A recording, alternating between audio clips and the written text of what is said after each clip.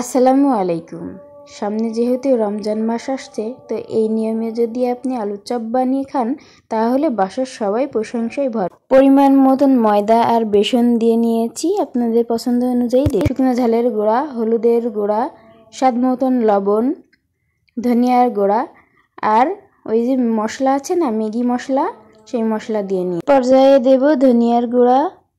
মশলা দেওয়ার পরে ভালো করে মিক্সড করে অল্প অল্প পানি দিয়ে আমি এই যে এভাবে ঝুরঝুরি করে নিয়েছি। অবশিষ্ট যে গুঁড়োটা ছিল সেটা চেলে নেবেন, পরে কাজে লাগবে। তো আলু ভর্তা রেডি করে নিয়েছি, সাথে দিয়ে দেব ধনিয়া পাতা। আমি একটু বেশি দিয়েছি যাতে একটু ফ্লেভারটা ভালো আসে।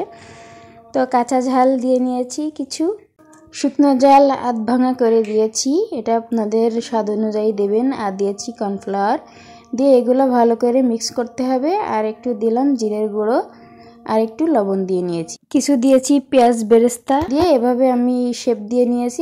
আপনাদের পছন্দ অনুযায়ী শেপ দিতে পারেন। তো এই যে অবশিষ্ট যে গুঁড়ো ছিল সেটা দিয়ে আমি এই যে গোলা তৈরি করে নিয়েছি। গোলার ভিতরে চুবিয়ে তো আমি এই যে এই ঝুরি ঝুরি এটার ভিতরে দেব, মনে করেন যে ব্রেড গামস, এভাবে একে একে ভেজে নেব।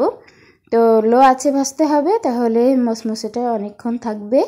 তো এই যে আমার এই রেসিপি। আল্লাহ হাফেজ।